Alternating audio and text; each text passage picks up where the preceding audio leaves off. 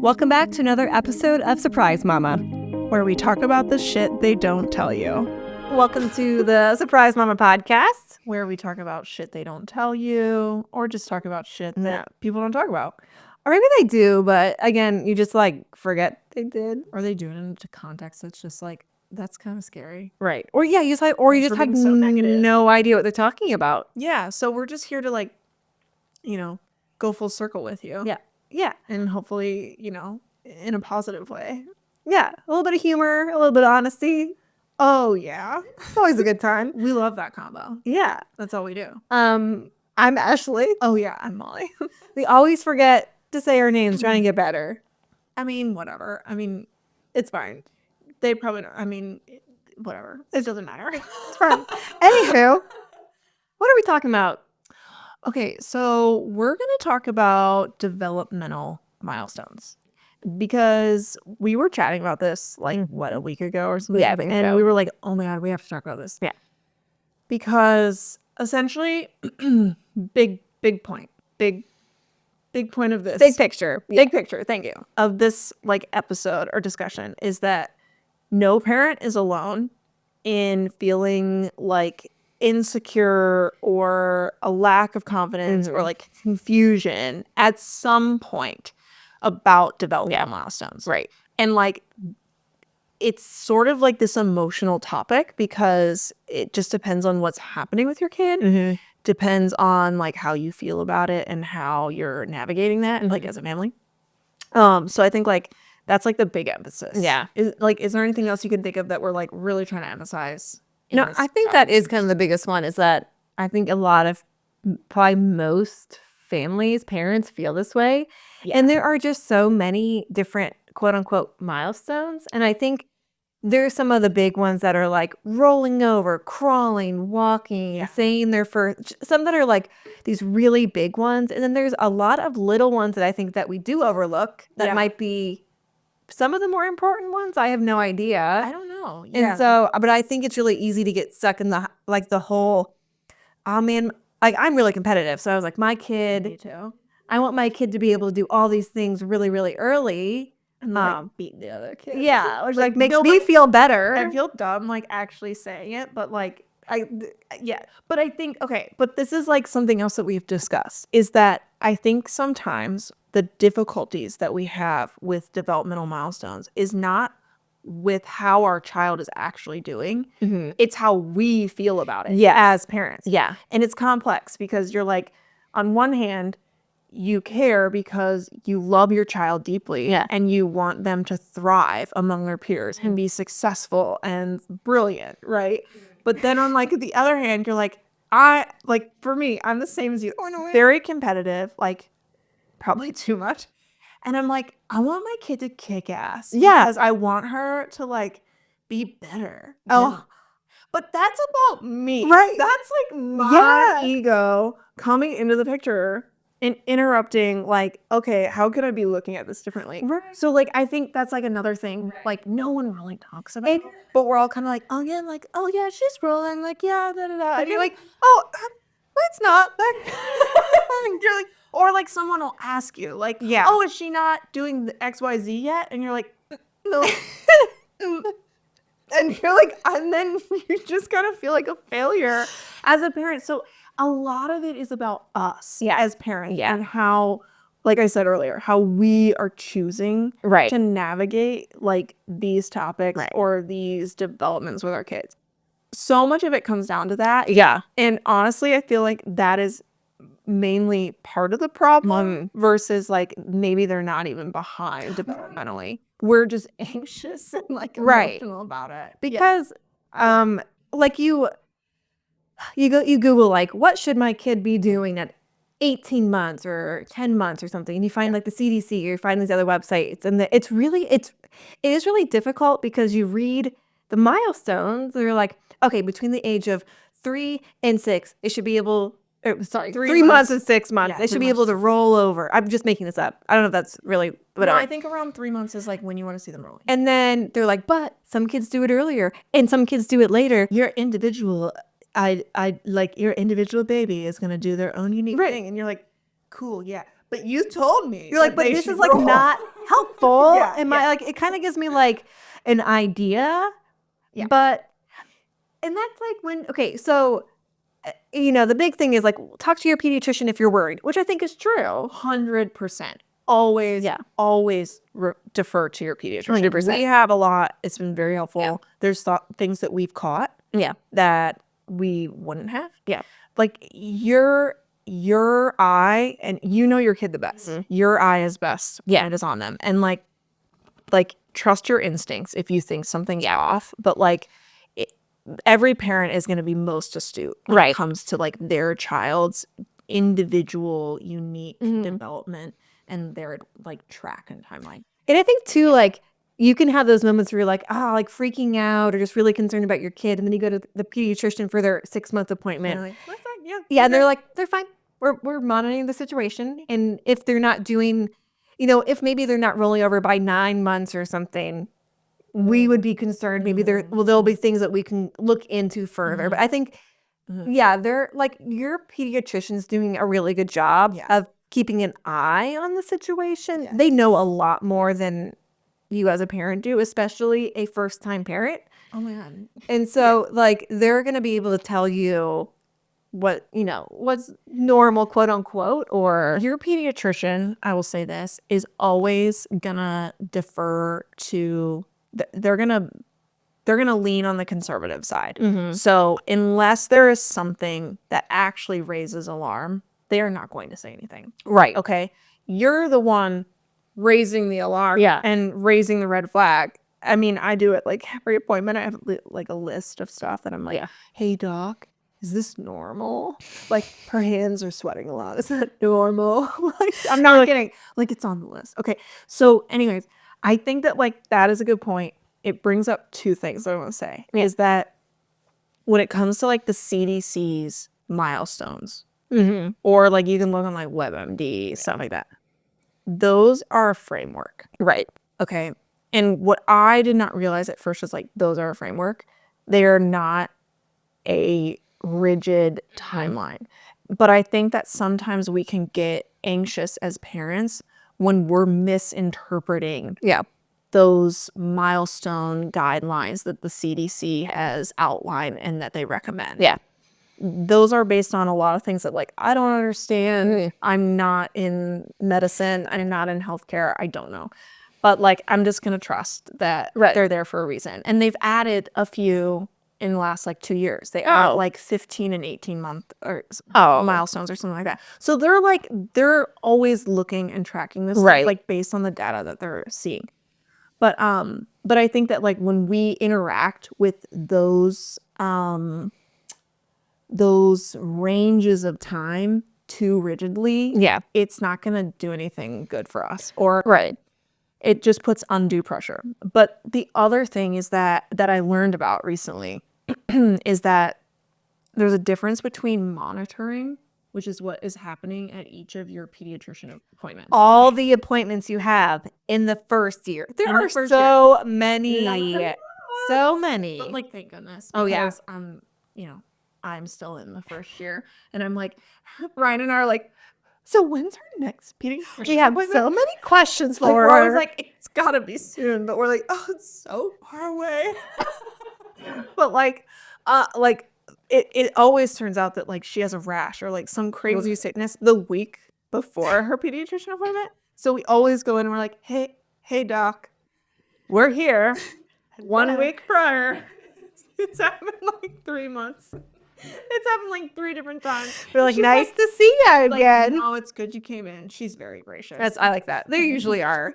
And like very down to earth. She comes in, she goes, yep, she's got hives. So you're like, cool, why?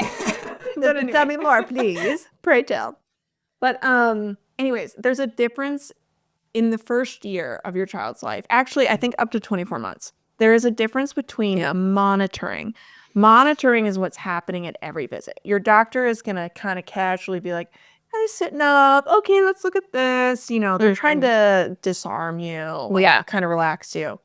And they're monitoring. They're just looking at your child. And like point blank, like, oh, are they doing this? Are they doing this?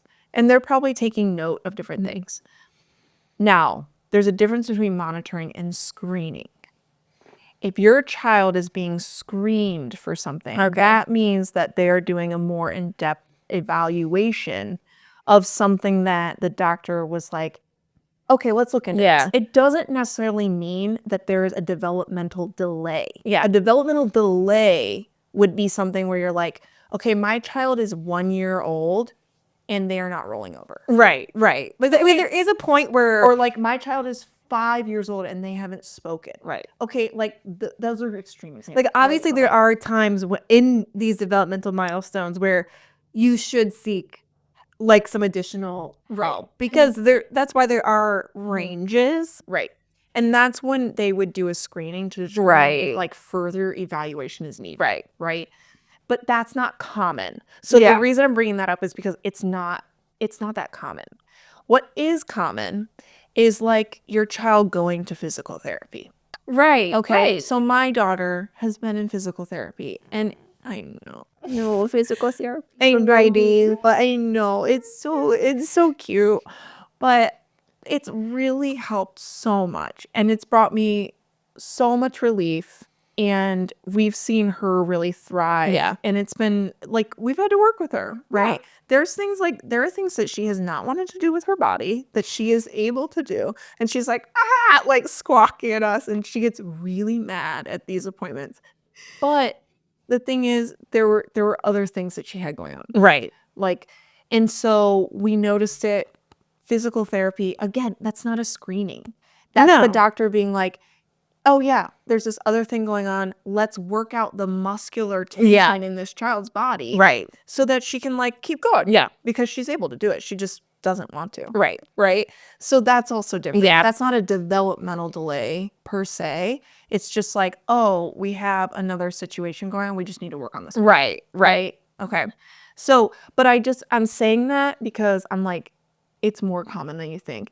As she's been in physical therapy, I've learned of like so many other parents who have brought their child to physical therapy. Is it like a specific baby physical therapist? Yes. Oh my God. So we go really cute. It's really cute. So like her physical therapist, we really like her. She's super fun, and she works specifically with babies. Okay. And so, oh my gosh. So like we go in, and my daughter, like we go into a room. They like lay like a sheet down on like a really comfy like gym mat. Basically. Right. Yeah. And there's like very specific toys. They have like this room full of toys. I'm sure. It's a room. Oh my God. It's for children's. It's for children's hall. I love that. So like children's is like the place that we go to for that. But like there's all these different branches. Oh my God. So she's been a couple times. It's been very beneficial. Yeah. She had what was called torticollis, like tight neck. Oh, I can't tell you why. Maybe I was holding her wrong when we were contacting her. Whatever. I have no idea. But it was weird because she was rolling at like 3 months. And then all of a sudden, she wasn't. And we were like, oh, she's really into sitting up now. And she was. She's just over it. Like, trust me. She is like, she likes to sit there so that she can observe everything. She's like to be a people watcher. She is so curious. It's crazy. She's very bright and like very curious and just wants to see everything and interact with everything. But then she just like kept not rolling. And I was like, okay, you're getting close to 5 months old and you just haven't rolled for about 2 months. Like she just refused. Like she wouldn't do it. She was like, she would like yell at us when we were trying to do it. And so long story short, like she ended up going to physical therapy. Now she's rolling like crazy, right? You know, and it's great. And now we're working on other things because she's like a few weeks behind. If you're like rigidly looking at the chart, right? Of like standing up and like doing other things, but she's getting strength. And honestly, I have loved physical therapy because when my daughter was born, like before she was born, I don't know why, but like I just thought that kids just like naturally do all of this stuff. I thought so too. I just was like, oh yeah, she'll teach herself how to crawl. She'll teach herself how to roll over. And like, nope, no, they don't.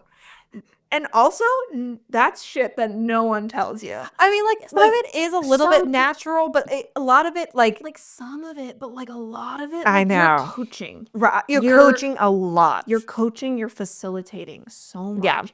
And I was not prepared for that. Oh, yeah. And so I'm like, I'm not a physical therapist. Like, I don't know how to do this stuff. I was just like, good luck. See ya. Yeah. And my child has a pretty strong will already. I want her to be a strong female. And She's strong like, woman. I got your mom. She's already got all the characteristics that will make her an awesome, kick-ass woman. And it's gonna not even hurt one yet. me a lot between now and then. But anyway, she's very strong-willed, and so like I need these physical therapy exercises because otherwise, I don't think she would ever. It also just adds structure. Because she'd be like, "Nope, I'm fine sitting here." It's like, I really like just sitting.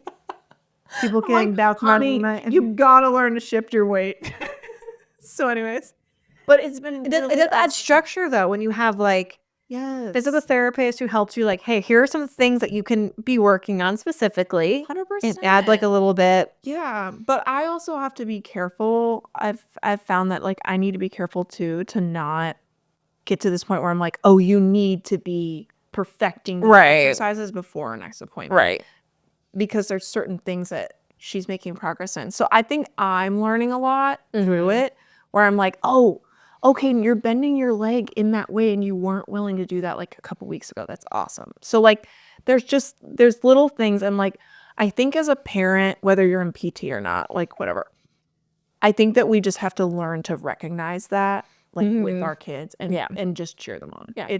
But it's hard when we make it. Okay, but it's also really hard when you're trying to help develop a tiny human who doesn't know English, can't speak, like, doesn't really have good ways of communication, and we can't communicate well to them besides kind of pushing like their body part, like, like literally like manipulating their body. There isn't like it just takes longer obviously when you're trying to deal with not even a 1-year-old when you're trying to do stuff because they don't understand language that well or like at all. I have no idea. I mean, I feel like my daughter knows how to tell me no. Well, that's when they learn that pretty young. They do. They like really develop a will right at like, I don't know, I would say around 7 months. I really saw it and I was like, oh, they start to get their preferences.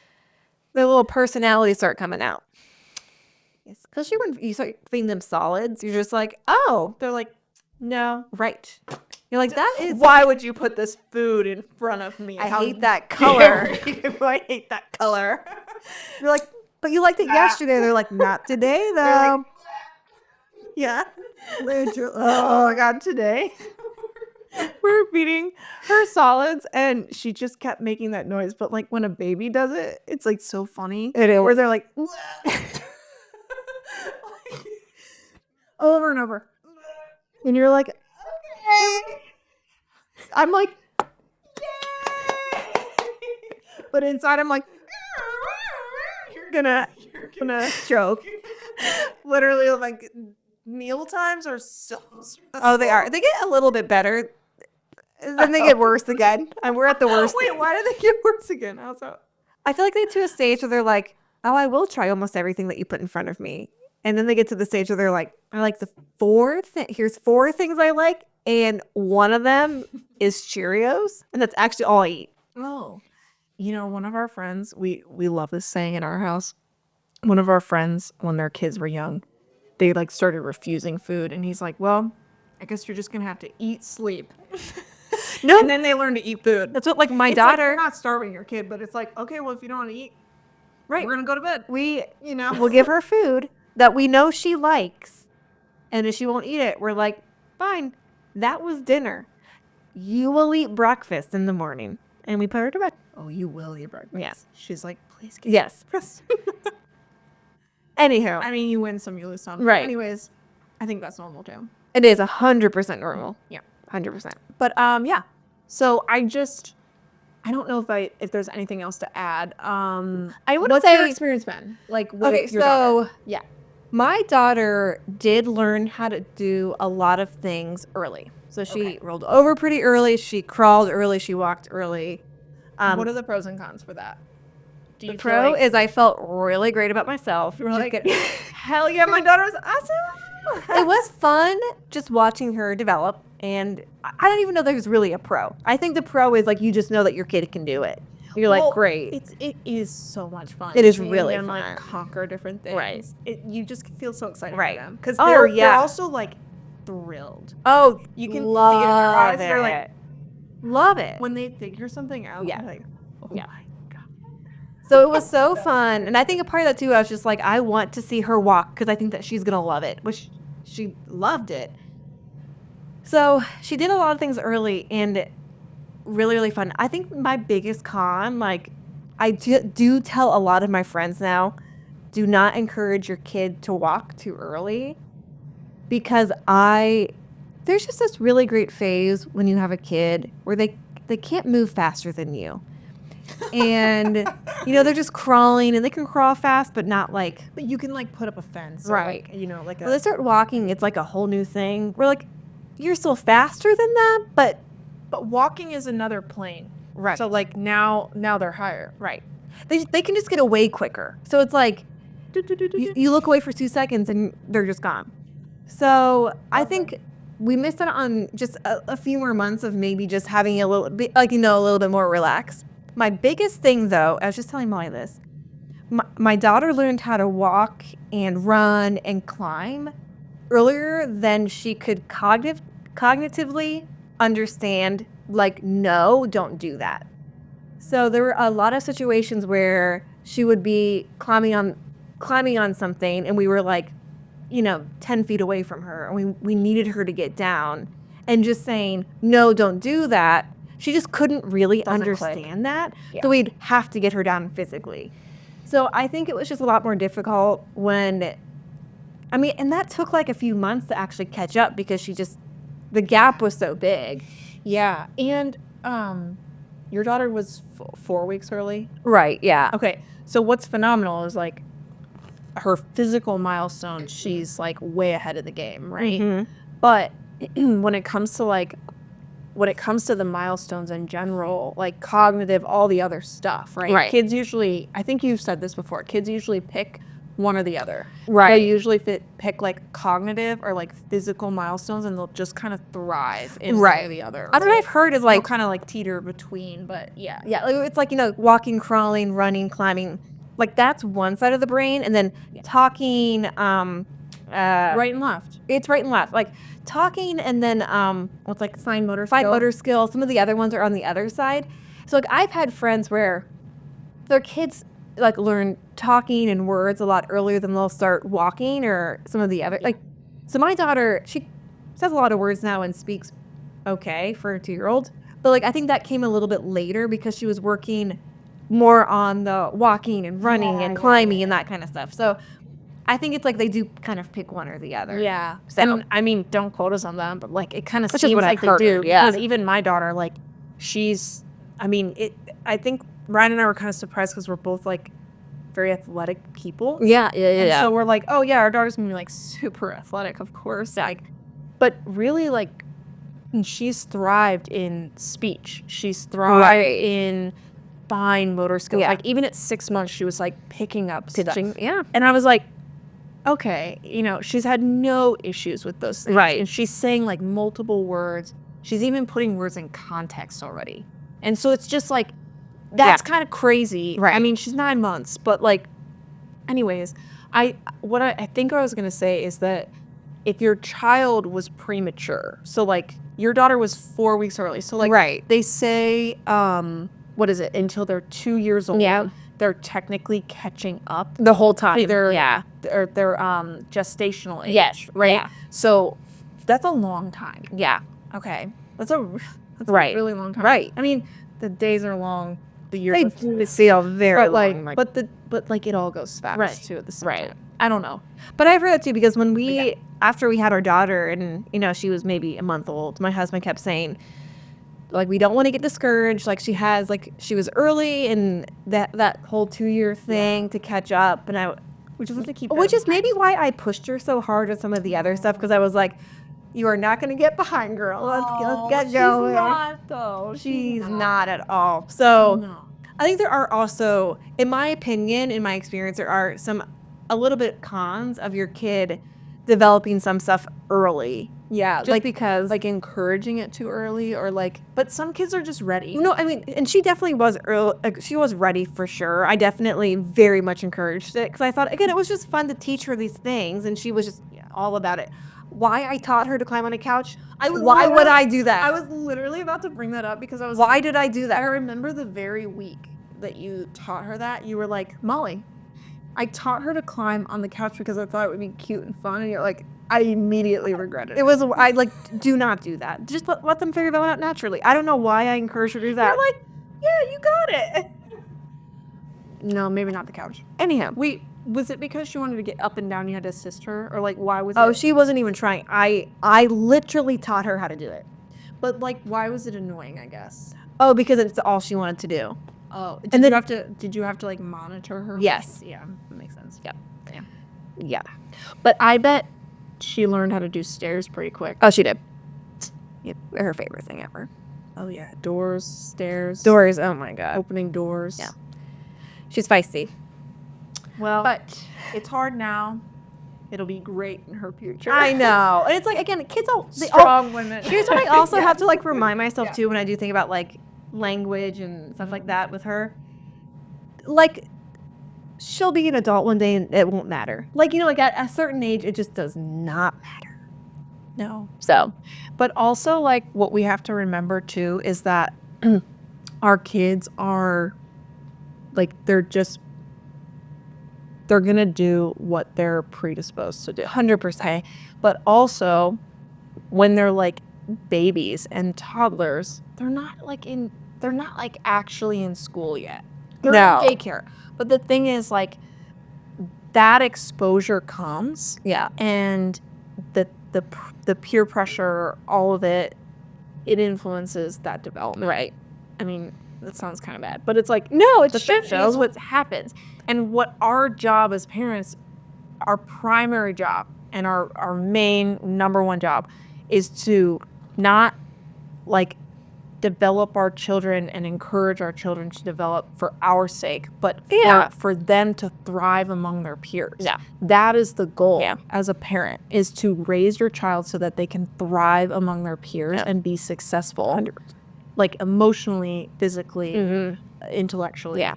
And like, if you can do that, even in 2 of the Yeah. that's amazing. Yeah. It's really hard. Yeah. Like, I think we have to like give ourselves some grace because we do put so much pressure on us, like as parents. But I just really wanted to talk about this because I was like, I constantly feel anxious about this. Like, even like yesterday, we brought our daughter over to a play date with someone, and like, her daughter is walking basically and like crawling, and you're just like, and standing up and like doing these things that like my daughter has struggled to figure out. But she was looking at this other baby who's only like 3 weeks older than her. Okay.